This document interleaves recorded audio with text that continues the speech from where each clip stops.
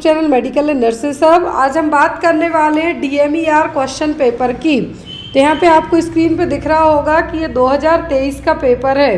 2023 का question paper है जो कि 20 जून 2023 को पेपर कंडक्ट हुआ था 9 से 10:30 बजे तक। तो यहाँ पर ये ऑफिशियल क्वेश्चन पेपर है directorate medical education and research Mumbai का। अब सबसे बड़ी बात ये हो रही है कि जो भी लोग इस बार पेपर देने वाले हैं, तैयारी कर रहे हैं DMER के लिए, उनको डाउट ये हो रहा है कि वो पढ़ के आ लें, किस तरीके से तैयारी करें। तो यहाँ पर ये पेपर ऑलरेडी चैनल पर मैंने सॉल्व करके अपडेट किया हुआ है, बहुत सारे लोग देख भी चुके हैं। एक पेपर 2018 का था, तो अभी वो बाय डिफ़ॉल्ट मेरे पास उसका ना PDF ना वर्ड फॉर्मेट में लैपटॉप में अवेलेबल नहीं है, क्योंकि बहुत सारी फाइलें जो मर्ज हो जाती हैं या फिर मिसप्लेस या बाई चांस डिलीट हो जाती हैं। तो यहाँ पर एक जो पेपर मेरे पास अवेलेबल हुआ, तो मैंने सोचा कि आपके लिए दिखा दूँ कि आपको पेपर किस तरीके से आता है। तो जो भी लोग DMER की तैयारी कर रहे हैं, आपको पेपर बताने का मेरा एक ही मकसद है कि जो आपको मराठी आती है वो इस तरीके से आएगी। मुझे मराठी पढ़नी नहीं आती, बट मैं आपको क्वेश्चन है जो स्क्रीन पे शो कर देती हूँ, क्वेश्चन आपको किस तरीके से रहेंगे। तो यहाँ पर पारिस करके एक वर्ड है, तो इसका आपको खालील शब्दाचा, तो यहाँ पर एक ही पारिस का मीनिंग पूछा गया होगा। तो यहाँ पे आप एक बार ये सब देख लीजिए। और यहाँ पर एक चीज़ और मैं बता दूँ कि जो भी लोग ये पेपर देख रहे हैं, ये पेपर ऑलरेडी मैंने चैनल पर भी अपडेट किया हुआ था। और आपको बता दूँ कि मराठी के आपको कितने क्वेश्चन आना है, कैसे क्या आपको पढ़ना है। तो मराठी लैंग्वेज के यहाँ पे देखिए, कुल मिला के आपको आई थिंक 15 क्वेश्चन आपके मराठी लैंग्वेज से आने हैं। कितने? 15। तो आप लोग यहाँ पे 15 क्वेश्चन आपको मराठी लैंग्वेज से आने हैं, तो आप वो प्रिपेयर करके रखिए। मराठी लैंग्वेज मतलब जो आपने जैसे पर्टिकुलर स्टेट में, जैसे MP में 10वीं तक आपको संस्कृत पढ़ाई जाती है, वैसे ही महाराष्ट्र के जो आपकी 10th लेवल तक की मराठी लैंग्वेज में आपके वाक्यांश हो गए, वो सब चीज़ें यहाँ पे आ जाएंगी। फिर आपका आता है इंग्लिश। तो इंग्लिश में आपके एंटोनाइम, सिनोनाइम जो आपको बेसिक आने चाहिए वो यहाँ पे आते हैं। यहाँ पे आप लोग इनको देख भी सकते हैं और इस पेपर को मैं आफ्टर दैट ऐड भी कर दूँगी।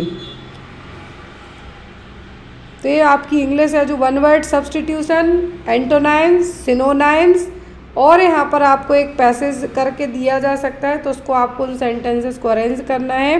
मोस्ट ऑफ दी इसमें टेंस वही जो आपने NCERT 10th तक पढ़ा है, टेंस हो गए, आपका बेसिक इंग्लिश यहाँ पे आपको आने वाली है। तो इंग्लिश में भी आपको टोटल आई थिंक 15 क्वेश्चन आपके इंग्लिश से आना है। तो यहाँ पे आपके 30 क्वेश्चन हो गए, क्लियर है।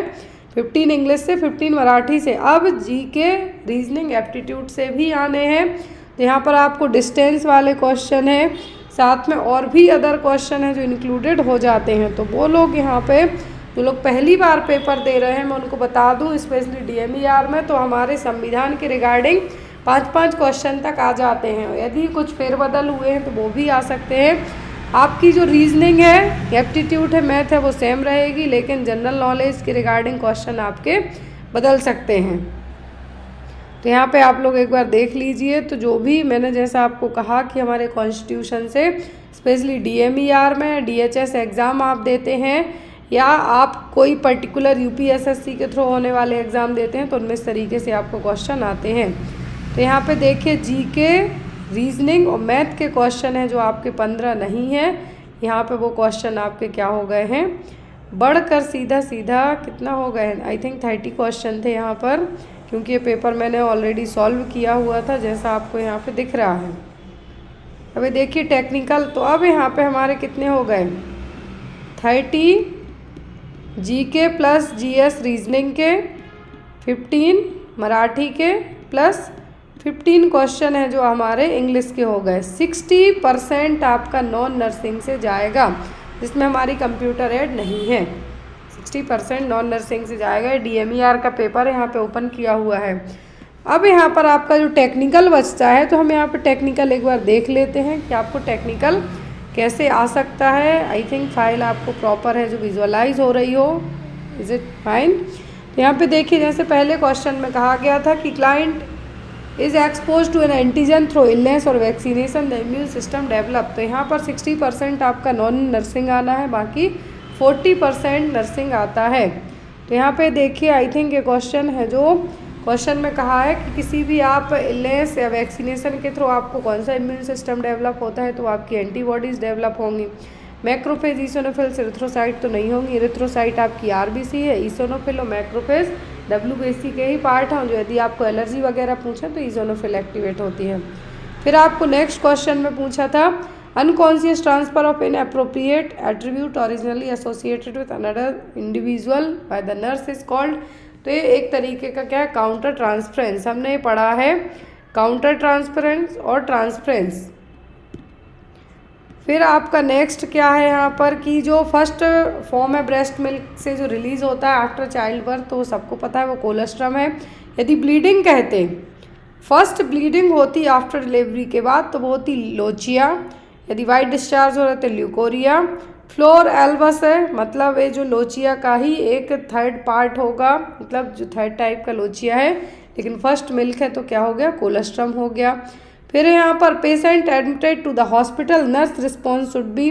तो यहाँ पर यदि कोई मरीज अस्पताल में है तो आप उसको क्या करेंगे, हड़बड़ी करेंगे कि कुछ रिएक्ट ही नहीं करेंगे कि पेशेंट की इलनेस को लेके और ज़्यादा उसको डराएंगे। तो ऐसा आपको कुछ भी नहीं करना है, ऐसा आपको यहाँ पे कुछ भी नहीं करना है, प्रॉपर अच्छी तरीके से रिस्पॉन्ड करना है। फिर है डायग्नोस्टिक टेस्ट, पल्मोनरी टीबी के लिए तो सबको पता है माउंटेक्स टेस्ट होता है। मिडाल टेस्ट किसके लिए होता है, टाइफाइड के लिए। आरटीपीसीआर यदि कोई नेज़ल या फिर हम ये कह सकते हैं कोविड हो या स्वाइन फ्लू वगैरह हो तो उसके लिए किया जाएगा। मंकी पॉक्स में भी यही टेस्ट हो रहा है। फिर हेल्थ सर्वे डेवलपमेंट कमेटी, यदि प्लानिंग कहें तो अलग, डेवलपमेंट का है तो हमारी भोर कमेटी होगी। फिर एंजाइम पैंक्रियाटिक जूस में तो ट्रिप्सिन, लाइपेज, एमाइलेज और प्रोकार्बोक्सी पेप्टाइडेज हो जाएंगे। तो यहाँ पर ये पेपर बताने का मेरा आपको एक ही मतलब है कि ये पेपर हम ऑलरेडी पहले सॉल्व कर चुके हैं, उसको भी ऐड कर दिया जाएगा। अब यहाँ पर इस पेपर के थ्रू यदि जो भी लोग तैयारी कर रहे हैं तो मैं बता दूं कि जितने भी आपके यहाँ पर एक क्वेश्चन है, ये देखिए 40 क्वेश्चन है हमारी नर्सिंग से, 60 नॉन नर्सिंग से, 40 नर्सिंग से। तो ये सभी क्वेश्चन है जो मेडिकल नर्सेज हब की बुक्स हैं, इनमें मैंने इन क्वेश्चन को ले दे के ऐड किया है, क्योंकि बुक्स मैंने ही लिखी हैं तीनों, तो मुझे बहुत प्रॉपरली याद है कि सभी क्वेश्चन ऐड किए गए हैं और इससे अच्छे बेटर क्वेश्चन ऐड किए गए। तो यदि आप बुक्स के थ्रू पढ़ना चाहते हैं तो मेडिकल नर्सेज हब किया तो आप रेलवे वाली बुक से इन क्वेश्चंस को कवर कर सकते हैं, स्पेशली इस तरीके के क्वेश्चंस को, या CHO NHM वाली बुक से। बुक है जो दोनों इंग्लिश में है, ANM वाली बस हिंदी में है। तो यहाँ पे आप जिस भी बुक के थ्रू जाना चाहें पढ़ सकते हैं। और जो भी लोग यहाँ पे देख रहे हैं पेपर, तो मैं बता दूँ किसी तरीके से पेपर आपको इस बार भी होने वाला है, चेंजेस नहीं है, बट फिर भी आप लोग एक बार ऑफिशियल नोटिफिकेशन ज़रूर रीड आउट कर लीजिएगा। कोई भी आपके डाउट वगैरह रह जाते हैं तो आप बेझिझक होकर पूछ सकते हैं। आई थिंक अभी तक मैंने चैनल पर 2023 का और 2018 का पेपर है जो अपडेट कर रखा था, और यदि पॉसिबल होगा 2018 के पेपर को भी इसी पेपर के साथ में अटैच करके आपको एज अ वीडियो फॉर्मेट है चैनल पे अपडेट कर दिया जाए। कोई भी डाउट वगैरह रह जाए तो आप पूछ सकते हैं। तो मैं तो सजेस्ट यही करूँगी कि जो भी लोग तैयारी कर रहे हैं वो इन बुक्स के थ्रू भी तैयारी कर सकते हैं। ऐसा नहीं है कि जो मेडिकल नर्सेज अब की बुक्स आई हैं वो ओनली NHM CHO के लिए हैं, वो पर्टिकुलर NHM CHO के लिए लिखी गई बुक है, बट उनमें जो मटेरियल ऐड किया गया है वो सभी एग्ज़ाम के लिए हेल्पफुल रहने वाला है। Thank you for watching us. And one more thing कि इस पेपर को मैं जो ऑलरेडी हमने सॉल्व किया था इसको आफ्टर दैट बैक में आपको ऐड कर दिया जाएगा वीडियो फॉर्मेट में, तो आप लोग देख लीजिएगा कि पेपर कैसा आया था। क्वेश्चंस को जो ग्रीन कलर से हैं वो आपके आंसर्स हैं। और मैं आपसे फिर से एक बार रिक्वेस्ट करती हूँ कि जिनका यदि अदर शिफ्ट में पेपर रहा हो वो लोग प्लीज़ मेरे व्हाट्सएप नंबर पर आंसर की ज़रूर भेजें, ताकि आप ही के लिए, आप नहीं तो आपके कोई अदर रिलेटिव्स या फिर कोई भी एग्ज़ाम्स देता है अपकमिंग टाइम में, तो आपके लिए पेपर इजीली अवेलेबल हो जाएंगे। तो यहाँ पर फर्स्ट क्वेश्चन आया था, और पहली बार है कि DMER महाराष्ट्र ने अपनी ऑफिशियल आंसर की इस तरीके से आपके सामने अपडेट की है, नहीं तो हमेशा आपका ऑफलाइन पेपर होते रहा है। फर्स्ट क्वेश्चन है आपका, when a client is exposed to an antigen through illness और vaccination the immune system develop. और मैं बता दूं कि चैनल पर जितनी भी क्लासेस हुई हैं, जितनी भी क्लासेस का मतलब है कि आपने यदि पिछले 6 महीने के भी क्लासेस कंटिन्यू देखी हैं तो आपको नर्सिंग का जो पूरा टेक्निकल सब्जेक्ट एक भी क्वेश्चन बाहर से नहीं आया। पूरी क्लासेस में क्वेश्चंस करवाए गए हैं, क्योंकि हमारे चैनल पर सबसे अच्छी चीज़ ये रहती है कि जो सबसे ज़्यादा पेपर्स आए वो पेपर आपको सबसे पहले बताए जाते हैं, ताकि आपके कोई भी डाउट वगैरह है जो एग्ज़ाम को लेके वो ना रह पाए। तो यहाँ पर क्वेश्चन था first, when a client is exposed to an antigen through illness और वैक्सीनेशन। तो आपको कोई इलनेस बीमारी होती है, वैक्सीन के थ्रू कोई भी एंटीजन आपकी बॉडी में आता है, तो आपका इम्यून सिस्टम क्या बनाना स्टार्ट करेगा, एरिथ्रोसाइट, ईओसिनोफिल्स, मैक्रोफेज या फिर एंटीबॉडी। सिंपल सी बात है कि जब भी आपकी बॉडी में कोई भी एंटीजन इंजेक्ट किया जाए या फिर कोई भी बीमारी होती है आपको, तो वो एंटीजन ही है, तो फॉरेन पार्टिकल्स आते हैं तो आपकी बॉडी उनसे लड़ने के लिए क्या बनाएगी, एंटीबॉडीज। तो यहाँ पर आपका आंसर क्या होगा, एंटीबॉडीज। नेक्स्ट क्वेश्चन था आपका, unconscious transfer of inappropriate attributes originally associated with another individual by the nurse is called. Unconscious transfer of inappropriate attribute मतलब जिसकी ज़रूरत ही नहीं है, लेकिन ये आपके जो माइंड में चलते रहते हैं, तो आप इसको दूसरे इंडिविजुअल पर हम ये भी कह सकते हैं यहाँ पर अनकॉन्शियस तरीके से, मतलब डायरेक्ट तो आप वो चीज़ें ट्रांसफ़र नहीं करते हैं, तो क्या है वो आपका कहलाएगा काउंटर ट्रांसफेरेंस। क्या है, काउंटर ट्रांसफेरेंस। काउंटर ट्रांसफेरेंस की या तो डायरेक्ट डेफिनेशन पूछी जा सकती है या फिर एज एन एग्जाम्पल के तौर पर भी इसको पूछा जा सकता है। एम्पैथी और सिंपैथी भी आपको एग्जाम में आती है। नेक्स्ट है आपका question, which of the following is the first form of breast milk following child birth. First form breast milk कौन सा है आफ्टर चाइल्ड बर्थ और डिलीवरी के बाद, कोलेस्ट्रम, लोचिया, ल्यूकोरिया या फिर फ्लोर एल्बस। तो यहाँ पर कोलेस्ट्रम क्या है, first forming milk after the delivery के बाद जो ब्रेस्ट मिल्क बनाते हैं वो क्या कहलाता है, कोलेस्ट्रम। लोचिया क्या कहलाएगा, आफ्टर द डिलीवरी के बाद जो ब्लीडिंग होती है उसको टर्म दिया जाता है। और ल्यूकोरिया का मतलब होगा कि वाइट कलर का डिस्चार्ज होना, वाइट कलर का वेजाइनल डिस्चार्ज होना। तो यहाँ पर क्या है, leucorrhoea. Next is when a patient is admitted to the hospital the nurse response should be. तो जब भी कोई भी मरीज हॉस्पिटल में एडमिट होता है तो एज अ नर्स आप क्या रिस्पॉन्स करेंगे, much hurried, receiving the courteous manner, no reaction at all, apprehensive regarding complexity of patient illness।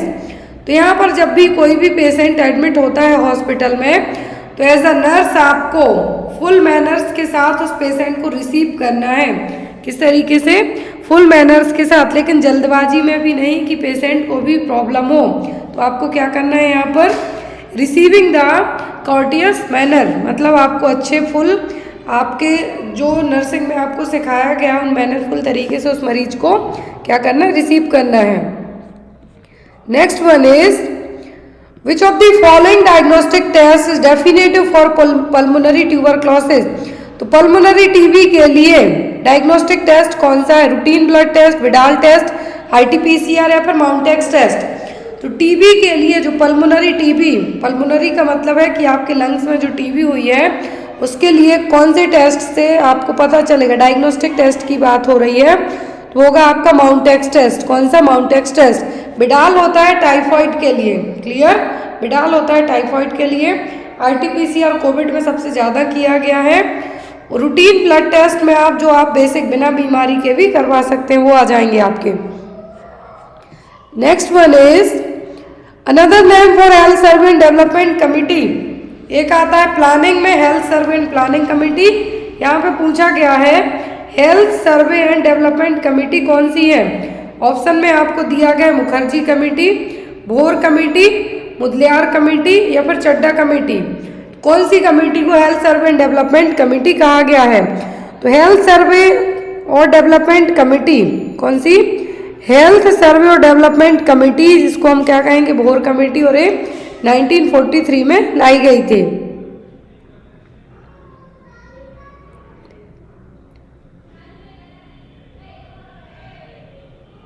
Next one is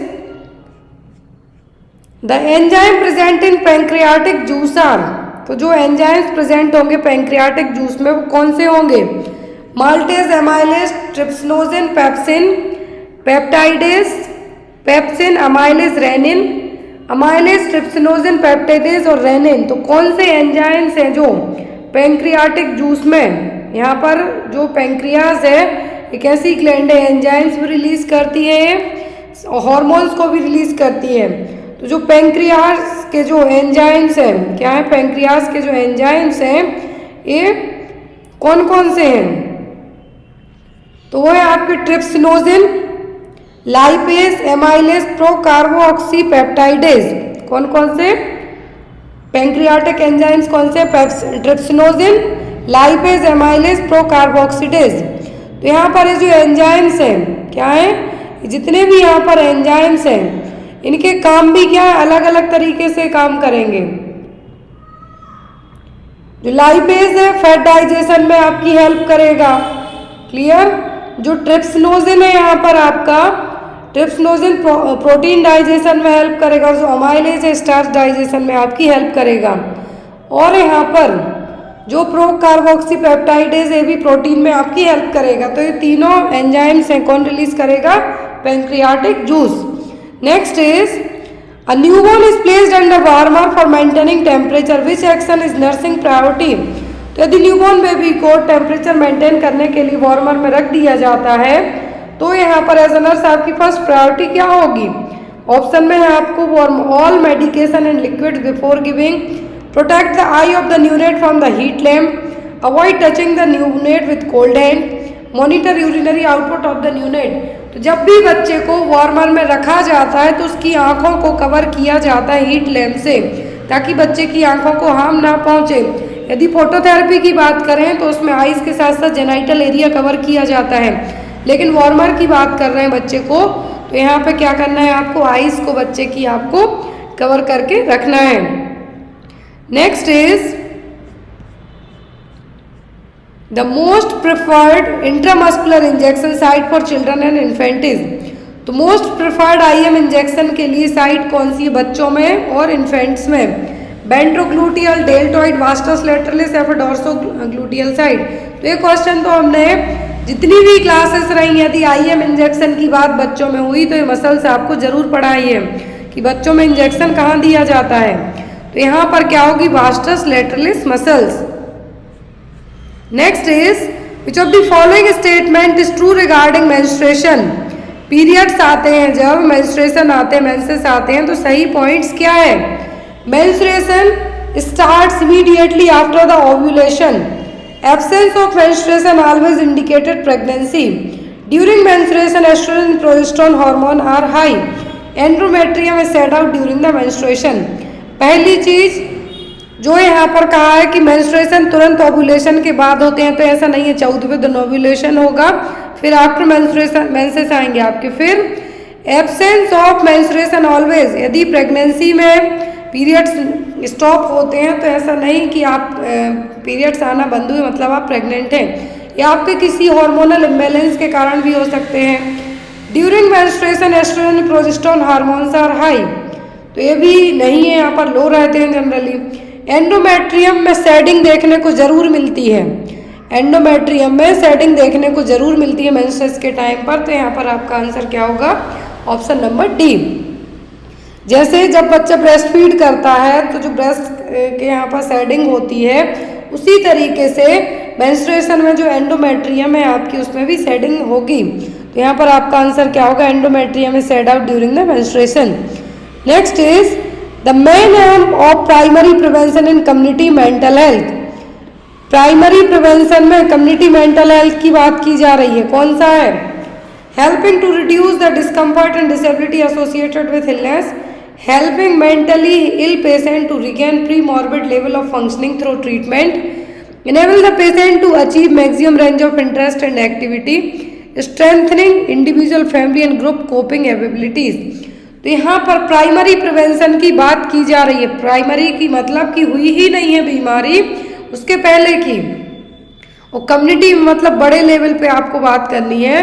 तो यहाँ पर आपका जो मेन एम रहेगा वो होगी फैमिली पर्सन, कि यदि आपको इनकेस ऐसा कुछ भी चीज होती है, इनकेस होती हुई नहीं होती है, तो आप उससे कोप करने की क्षमता रखें, मजबूती बनाए रखें। मतलब कि मान लीजिए किसी के घर में कुछ भी मेंटल इलनेस वाला मरीज है, डिप्रेशन वाला है या फिर मेनिया वाला है, तो उस पर्सन के साथ साथ उसकी फैमिली भी सफ़र करेगी। लेकिन यहाँ पर प्राइमरी प्रिवेंशन की बात हो रही है कि हुई ही नहीं है बीमारी, लेकिन आपको अपनी मेंटल क्षमता क्या करना है, मजबूत करके रखनी है। Next one is physiological anaemia in pregnancy is due to, pregnancy में फिजियोलॉजिकल एनीमिया क्यों होगा? Reduced iron absorption, decreased RBC production, haemodilution due to increased plasma, फिर डिक्रीज डाइटरी इनटेक। तो जो फिजियोलॉजिकल एनीमिया होता मतलब प्रेगनेंसी में बस हुआ, आफ्टर डिलीवरी के बाद ठीक होने के चांसेस रहेंगे। तो ये क्यों होगा? क्योंकि प्लाज्मा का जो वैल्यू है वो बढ़ रही है, और क्यों बढ़ रही? हीमोडाइल्यूशन के कारण। तो इसीलिए फिजियोलॉजिकल एनीमिया देखने को मिलेगा प्रेगनेंसी में। Next is as a nurse in an inpatient psychiatric unit, which patient among the following requires your immediate attention. Psychiatric unit में ड्यूटी लगी है, एज अ नर्स आपकी ज़रूरत किस पर्सन को बहुत फास्ट तरीके से पड़ेगी? A patient who is expressing homicidal ideation towards a neighbor who lives next to his home, a patient who has been sleeping for only 2 hours in the night, a patient who is refusing to attend group meetings, या फिर a patient with rapid and irrelevant speech। तो जो person 2 घंटे सो रहा है उसमें आपकी तुरंत ज़रूरत नहीं है। जो लोग किसी भी ग्रुप मीटिंग में जाने से मना कर रहे हैं उसमें भी आपकी इमीडिएट अटेंशन की ज़रूरत तो नहीं है। फिर यहाँ पर कुछ लोग बहुत फास्ट तरीके से क्या है, कुछ लोग बहुत फास्ट तरीके से बोल रहे हैं, तो उसमें भी आपको तुरंत इतना हड़बड़ाने की ज़रूरत नहीं है। लेकिन तुरंत ज़रूरत कब पड़ेगी? जब पर्सन होमिसाइडल वाला, होमिसाइडल आइडिएशन, होमिसाइडल जैसे सुसाइड रहता है उसी तरीके से होमिसाइडल है, जिसमें आपको ऐसे ऐसे थॉट्स आएंगे कि आप अपने सामने वाले की जाके क्या कर सकते हैं, मर्डर भी कर सकते हैं। तो इस तरीके के पर्सन में आपको क्या करना है, तुरंत एक्शन लेना है। तो यहाँ पर आपका आंसर क्या होगा? Patient who is expressing homicidal ideation towards a neighbour, मतलब वो अपने पड़ोसी के पास जाकर उसको मारने का काम भी कर सकता है। तो इस तरीके के पर्सन को आपको तुरंत है जो एक्शन लेना होगा। Next is which area does not have lymph node, lymph node कहाँ पे नहीं होंगे? क्या है क्वेश्चन? लिम्फ नोड कहाँ पर नहीं होंगे? ऑप्शन में है यहाँ पर आपका लंग्स, स्टमक, नेक या फिर स्पाइनल कॉर्ड। लिम्फ नोड्स हैं जो कहाँ पर नहीं होंगे, तो यहाँ पर जो लिम्फ नोड्स की बात की जा रही है, नेक में रहेंगे आपकी, स्टमक के यहाँ भी होंगे, लंग्स में होंगे, लेकिन स्पाइनल कॉर्ड में नहीं होंगे। कहाँ पर? स्पाइनल कॉर्ड में नहीं होंगे। तो यहाँ पर आपका आंसर क्या होगा? Spinal cord.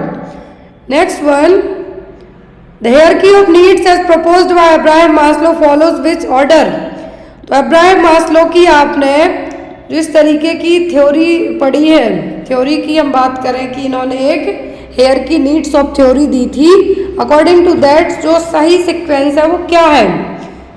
यहाँ पर ऑर्डर पूछा है, ऑर्डर क्या है इसका? जो ऑप्शन में दिया है कि self actualisation, esteem needs, physiological safety, love needs, safety needs, physiological needs, esteem needs, love needs and self actualisation need. लेकिन यहाँ पर जो सीक्वेंस की बात की जा रही है, सही ऑर्डर की बात की जा रही है। तो ये जो ट्रायंगल है, ये जो ट्रायंगल है, इसमें नीचे से ऊपर की तरफ कौन सी ज़रूरतें बढ़ती जाएंगी? इस ट्रायंगल में नीचे से ऊपर की तरफ जो चीज़ें बढ़ेंगी वो होगी सबसे पहली फिजियोलॉजिकल नीड, दूसरी होगी सेफ्टी, तीसरी लव नीड्स, चौथी सेल्फ स्टीम नीड्स और पांचवी होगी सेल्फ एक्चुअलाइजेशन। तो यहाँ पर ऑर्डर पूछा है जो कि आपका नीचे से ऊपर की तरफ जाएगा। कैसा? आपका जो ऑर्डर आपको बताना है इसमें कैसा बताना है, यहाँ जो ट्रायंगल है इसमें नीचे से ऊपर की तरफ। तो ये क्या है? Physiological needs, safety need, love needs, esteem needs and self actualisation.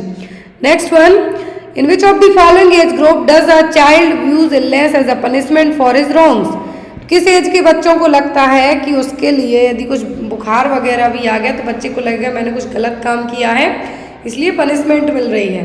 12 to 18 years age group, 3 to 5 years, below 3 years of age group या फिर 6 to 12 ईयर एज ग्रुप। और इस तरीके के बच्चों में स्पेशली ये चीज़ सब बच्चों ही में देखने को मिलती है, 99% में उनको लगेगा कि उनने चॉकलेट खा ली या फिर कुछ भी एक तरीके से कुछ भी उधम किया या फिर कुछ भी गलत काम किया तो उसके लिए उनको पनिश किया गया तो फीवर आ गया है, बट ऐसा एक्चुअल में होता नहीं है, लेकिन बच्चों को लगेगा। तो एज होती है 3 से 5 साल की।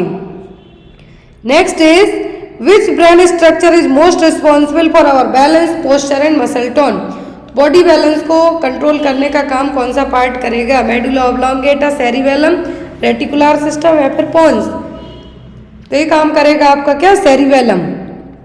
Next one is in which of the following service are patient able to log, store and monitor their health record on their personal mobile device. तो किस तरीके की सर्विस है जिसमें पेशेंट लॉग इन करके अपनी हेल्थ के बारे में मॉनिटर करके सब चीज़ें देख सकता है? टेली कम्युनिकेशन, ई हेल्थ, ई फार्मेसी या फिर M health.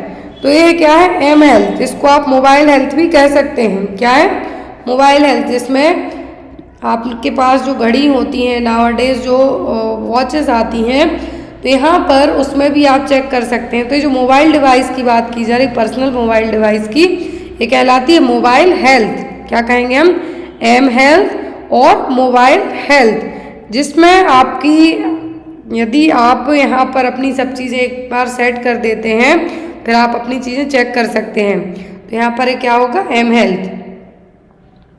Next one is a nurse screens individuals in a blaze of certain diseases, refers symptomatic individuals for immediate treatment to prevent complication and shorten the period of disability.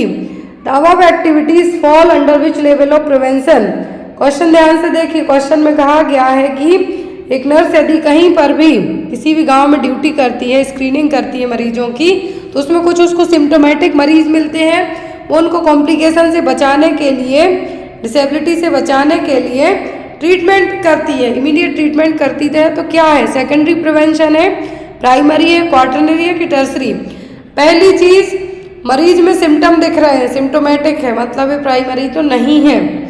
क्या होगा? Secondary. अब complication से बचाने की बात की जा रही तो ये होगा सेकेंडरी। कॉम्प्लिकेशन हो जाते, सेकेंडरी के बाद कॉम्प्लिकेशन हो जाते मरीज में वो टर्सरी में जाता, लेकिन प्रिवेंट करने की बात की जा रही है तो क्या होगा? Secondary prevention. Next is usual range of lithium dose in the treatment of mania. Mania के मरीज में जो ड्रग ऑफ चॉइस होती है वो लिथियम वाल्प्रोएट होती है। लिथियम का कितना डोज है जो मैनिया में यूज़ किया जाता है ट्रीट करने के लिए? इससे ज़्यादा देंगे तो मरीज में टॉक्सिसिटी डेवलप होगी। तो होगा 900 to 1200 mg पर डे। कितना?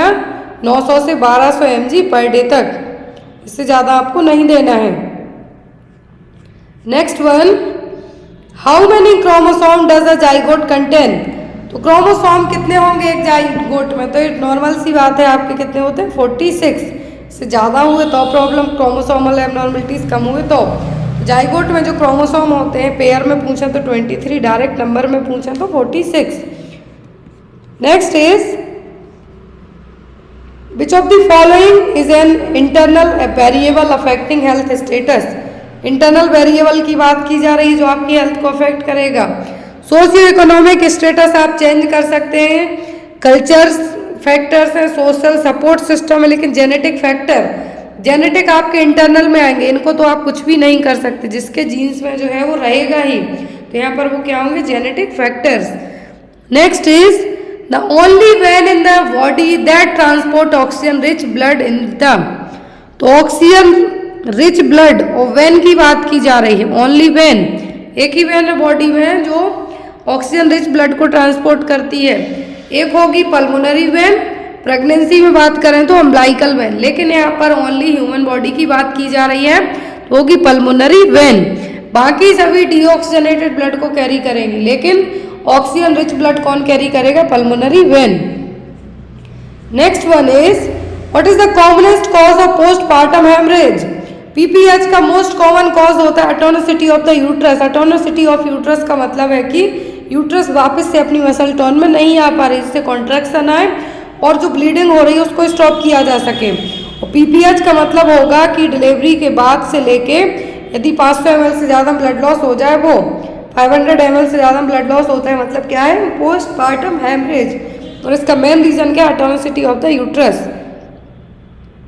Next is sleep walking is known as, मतलब नींद में चलने की बीमारी बहुत सारे लोगों को होती है। नींद में चलने की बीमारी को आप क्या कहेंगे? सीजर्स, तो ये तो नहीं कहलाएगा।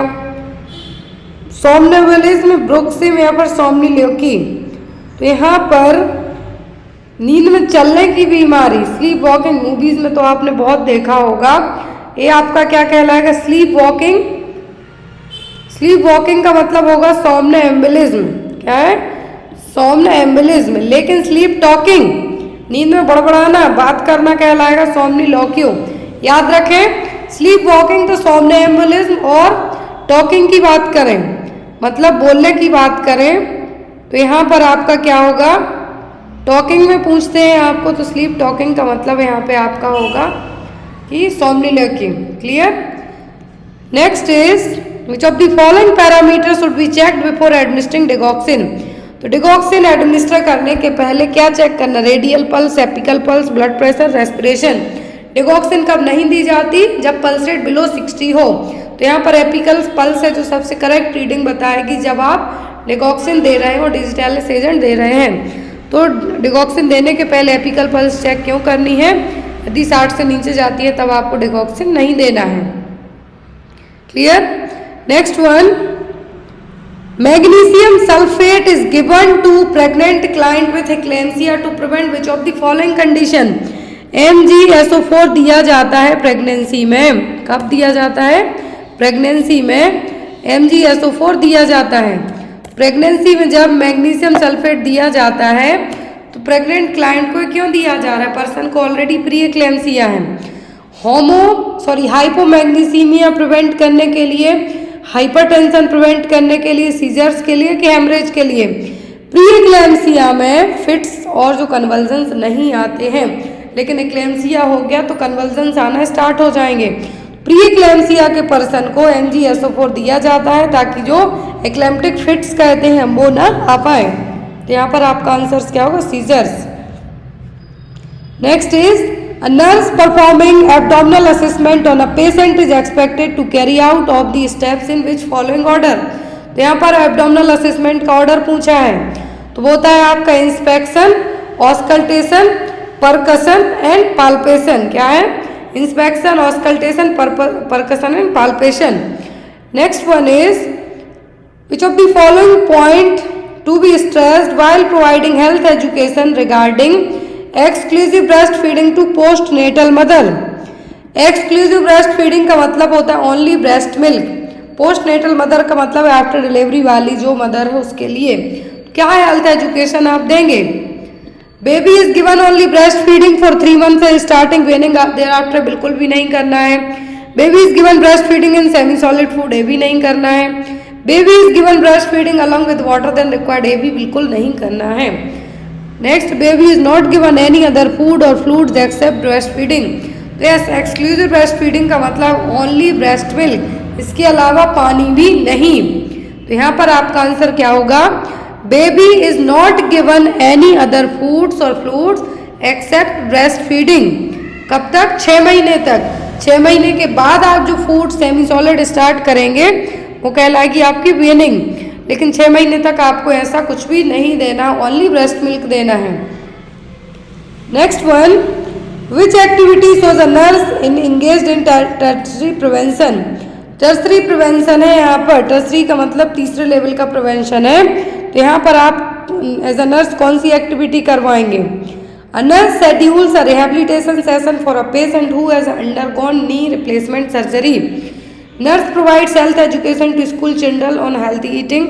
Nurse assesses the risk factor of patient in the casualty admitted with chest pain. A community health nurse visit a patient's home to change a wound dressing.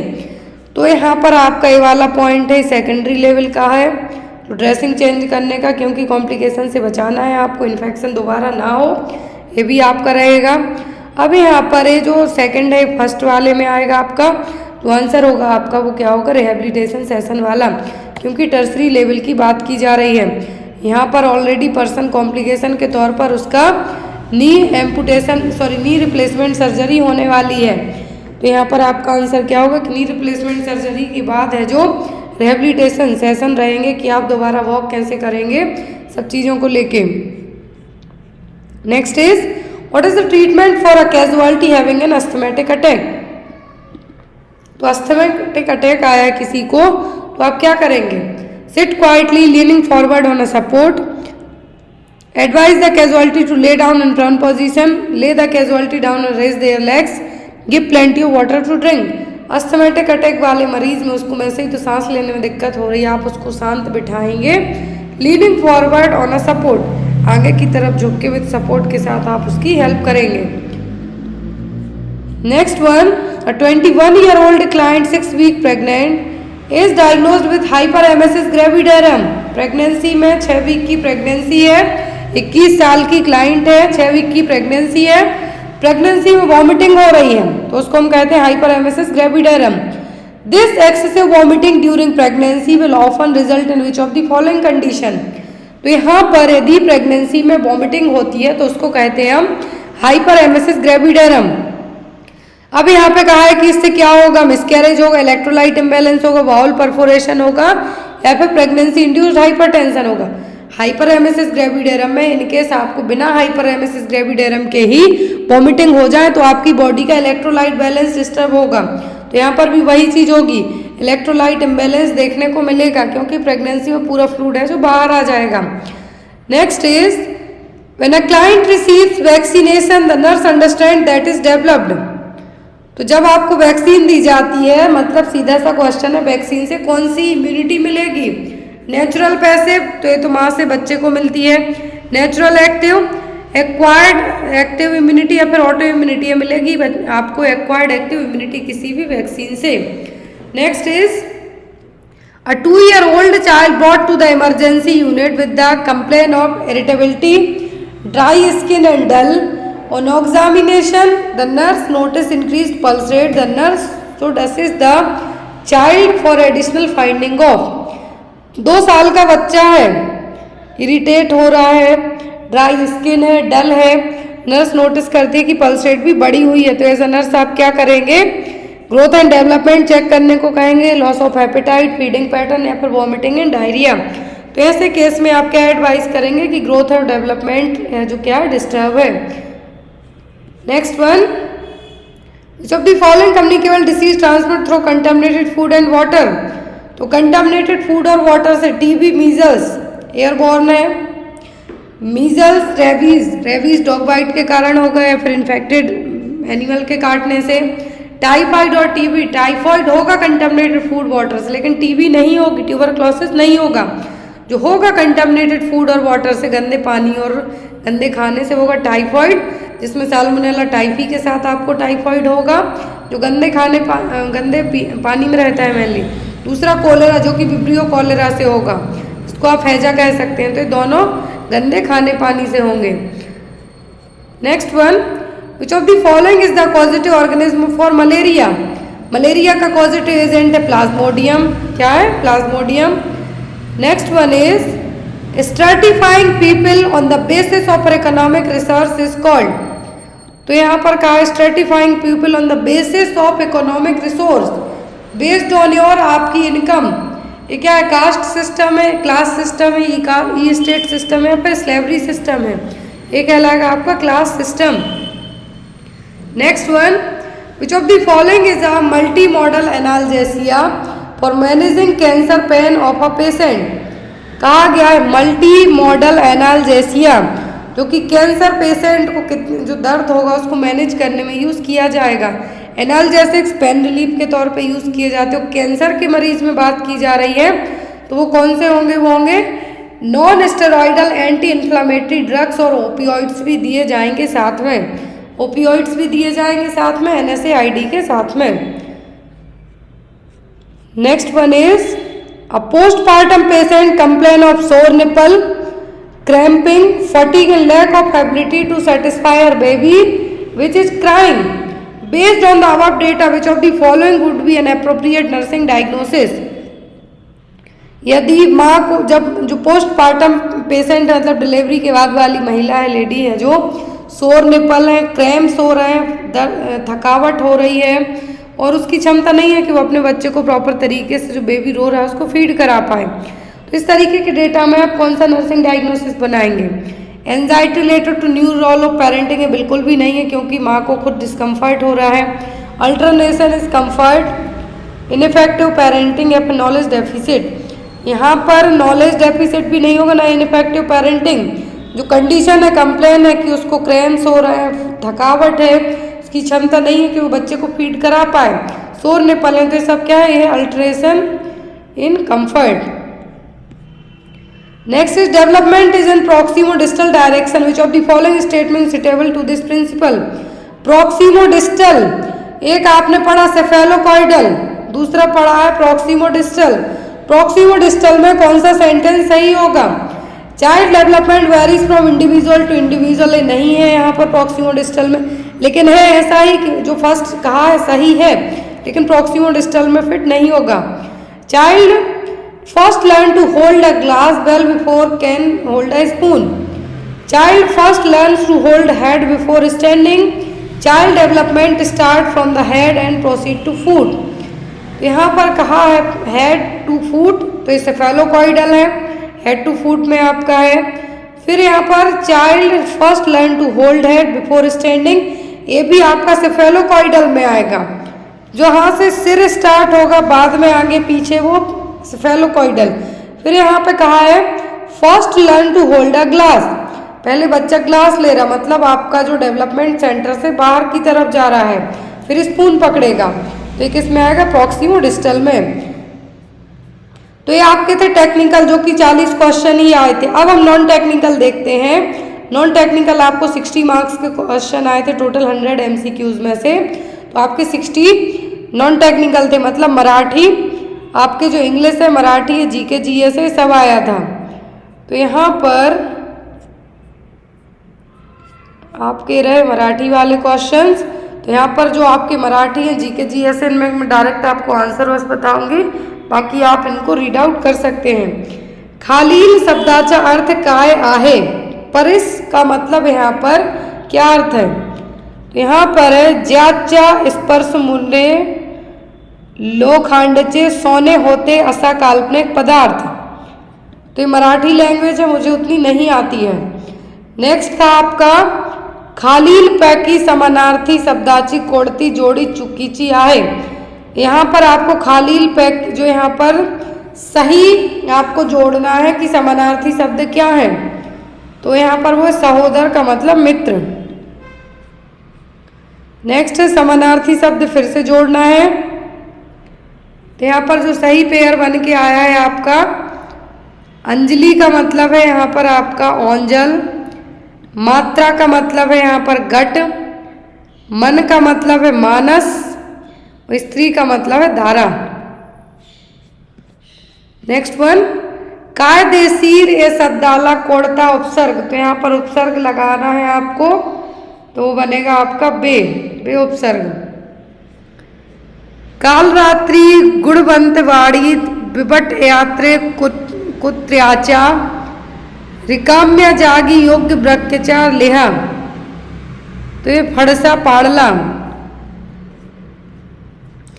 Next है आपका त्याचा आहार संतुलित आए, तो यहाँ पर भी समानार्थी शब्द जोड़ना है आपको, तो वो है भोजन।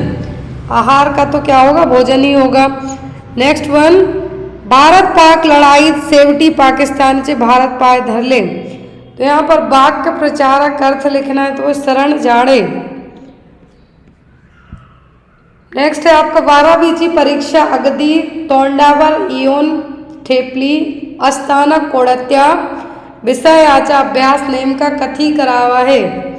तो यहाँ पर भी आपको जो खालिस्तान टाइप से दिया है, ब्लैंक दिया है, तो उसमें आपका आएगा रात्र थोड़ी सोंगे फार। नेक्स्ट गीत रामायण कोड़ी रचले, तो एक गा दी मण गूलकर। खालील पैकी कोड़ते वाक्य व्याकरण नियम अनुसार अचू का है, तो वह रोहित केर काढ़तो। फिर भावार्थ रामायण हा ग्रंथ कोड़चा है, तो संत एकनाथ। ये मुझे उतना नहीं आते, इसलिए मैं यहाँ पर इनको डायरेक्ट आपको बताते जा रही हूँ। आप चाहें तो इनका स्क्रीनशॉट लेके भी पढ़ सकते हैं बाद में। नेक्स्ट है आपका 13वीं परीक्षा अगदी तोंडावर इयोन ठेपली अस्ताना कोड़त्या विषय आचा अभ्यास नेम का कथी करावा है। तो यहाँ पर भी आपको जो खालिस्तान टाइप से दिया है, ब्लैंक दिया है, तो उसमें आपका आएगा रात्र थोड़ी सोंगे फार। नेक्स्ट गीत रामायण कोड़ी रचले, तो एक गा दी मण गूलकर। खालील पैकी कोड़ते वाक्य व्याकरण नियम अनुसार अचूका है, तो वह रोहित केर काढ़तो। फिर भावार्थ रामायण हा ग्रंथ कोड़चा है, तो संत एकनाथ। इंग्लिश लैंग्वेज में आपका आया था एंटोनाइम बताना है आपको। 10 क्वेश्चन आपके 15 मराठी से आए थे आपके। फिर है इंग्लिश लैंग्वेज, तो इंग्लिश में आपका ट्राइवल का एंटोनिम्स होगा प्रोफाउंड। फिर है आपका यहाँ पर इनकरेक्ट स्पेलिंग वर्ड दिया हुआ है, तो यहाँ पर आपको जो वर्ड बताना है, identify the incorrect spelling word. The colonel seemed nonplussed with the banal diatribe of his companions, तो क्या होगा, वो होगा nonplussed। Select the most appropriate synonyms, तो यहाँ पर इंटरप्रेट का जो synonyms होगा वो होगा construe। नेक्स्ट है आपका select the option that can be used as a one word substitute, तो वन वर्ड सब्स्टिट्यूट में क्या है, causing great and oppressive fear, मतलब बहुत ज्यादा किसी को डरवाना, तो वो क्या कहलाएगा, वो कहलाएगा dreadful. Next one is select the synonyms, आपको यहाँ पर बताना है जो ब्रैकेट दिया हुआ है। The scene that greeted coroner was the most one he had seen in his professional life, तो एक ग्रिसली। एक और आपको सेंटेंस दिया है यहाँ पर मीनिंगफुल और दूसरा उससे रिलेट करता हुआ है, तो सही आंसर क्या, आपका सीक्वेंस बताना है क्या होगा। तो पहले आएगा आपका it is true that this day everything you want to know is a few clicks away as long as you have interact access, first. फिर आपका है सेकेंड, फिर है थर्ड, लास्ट में आपका जो ऑप्शन फर्स्ट है उसमें आएगा फोर्थ। नेक्स्ट है यहाँ पर फिर से आपको एंटोनिम सिलेक्ट करना है, तो वो आएगा आपका नन ऑफ।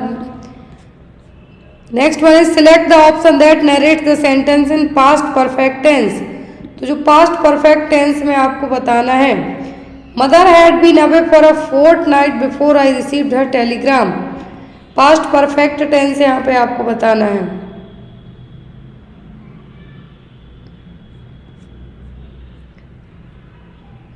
फिर यहाँ पर आपको एंटोनिम्स बताना है हॉस्टिलिटी का, तो वो होगा आपका काइंडनेस। इनकरेक्ट स्पेलिंग वर्ड है कलरफुल सही है, ग्लेज सही है, ट्रांसल्यूसेंट भी सही है। यहाँ पर स्पेलिंग आपको गलत दी हुई है जो आपको बताना है, तो क्या है यहाँ पर प्रश्न, क्या है प्रश्न लिखी है, जनरली प्रिज्म में जनरली क्या होगा prison. Next one select the option, यहाँ पर प्रेजेंट कंटिन्यूअस क्लॉज बनाना है आपको, तो प्रेजेंट में are is sure she is not crying, present की बात करनी है। फिर है आपका वन वर्ड सब्स्टिट्यूट बताना है, टू डिस्पेंस और अप्लाई अ रेमेडी, तो एडमिनिस्टर कुछ भी आप लगा रहे हैं। फिर यहाँ पर आपको फिर से एक सेंटेंस है जो आपको पूरा फिलअप करना है। फिर है आपको पंक्चुएटेड सेंटेंस बनाना है, तो mister Thomas please come here said the police officer. अब आपके 15 क्वेश्चंस किससे से, इंग्लिश से 15, मराठी से 40 आपके। अब आपका आता है जी के रीजनिंग एप्टीट्यूड, 15 इंग्लिश हो गया आपका, 15 मराठी हो गया। अब आपका बचता है 30 क्वेश्चंस जिसमें आपके जी के जीएस रीजनिंग सब ऐड है। अब स्पीड निकाल ली है, तो यहाँ पर आप इन स्पीड में कैलकुलेट करके देखेंगे तभी समझ में आएगा कि एक ट्रेन है 50 मीटर पर सेकंड की स्पीड से चलती है और एक प्लेन है 720 किलोमीटर पर आवर की स्पीड से चलती है, तो ट्रेन और प्लेन के बीच का जो सीक्वेंस होगा वो कैसा आएगा स्पीड का, वो होगा 1/4। फिर है what is the meaning of certiorari writ maintain in Indian constitution, तो इंडियन कॉन्स्टिट्यूशन में क्या कहा गया, चेयरट्योरारी बताई गई है, तो क्या है, The court orders a lower court or other authority to transfer a matter pending before it to the higher authority or court. Lower court से जो भी ऑर्डर हायर अथॉरिटी या कोर्ट में जाएंगे वो हैं। नेक्स्ट है आपको इलेक्शन होते हैं 5,20,600 वोट्स पड़ती हैं, जिसमें से 5% इनवैलिड हैं। विनिंग के लिए चाहिए 60% vote. How many vote candidate who won the election gets, तो विनिंग में 60% वोट आई है, मतलब टोटल कितनी वोट आई है, तो 2,96,742। नेक्स्ट है volume is 12 pi centimetre cubic and radius 3 centimetre, तो यहाँ पर आपने जो त्रिज्या वगैरह के जो क्वेश्चन पढ़े हैं वही है, तो निकल के आपका आएगा वही रहा। नेक्स्ट वन इज जब the following statement is about Indian constitution is false, तो इंडियन कॉन्स्टिट्यूशन से इस तरीके के एग्जाम में क्वेश्चंस आते हैं। आई थिंक इसी पेपर में 4 से 5 क्वेश्चंस तक आए हैं। तो इंडियन कॉन्स्टिट्यूशन का जो गलत वो है क्या है, it gives all the absolute powers to the government to make absolute law, बिल्कुल भी नहीं। इंडियन कॉन्स्टिट्यूशन में ऐसा नहीं है कि सरकार को क्षमता दे दी जाए कि आप अपने हिसाब से लॉ बना लो। नेक्स्ट है एक लैंग्वेज कोड है, रेस रिटर्न है 18,135 से, पेस रिटर्न है 16,135 से। तो बेस को लिखिए आप। फिर आपका जून 20 1998 में जो वीक था वो कौन सा दिन था, तो वो था Saturday.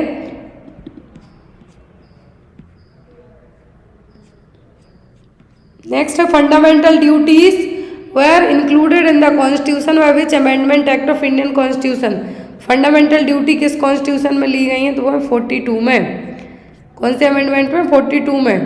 Plant called Cuscuta is an example of, Cuscuta जो प्लांट है किस तरीके का है, वो हेट्रोट्रोप्स।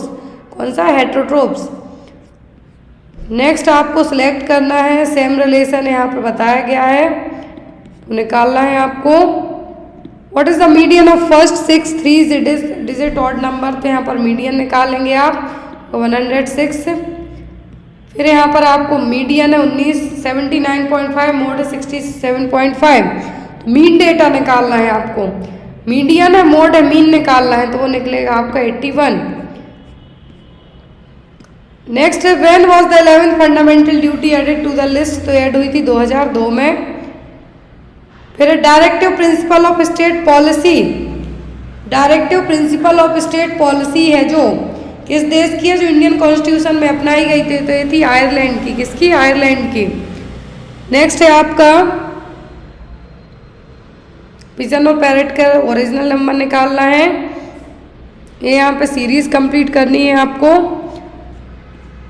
यहाँ पर भी आपको रैंक वाइज निकालना है कि 55 स्टूडेंट है, सिमरन की 25वीं रैंक है। तो यहाँ पर आपको लास्ट से कौन सी रैंक होगी, यहाँ पे भी आपको एक क्वेश्चन दिया हुआ एरिया निकालना है।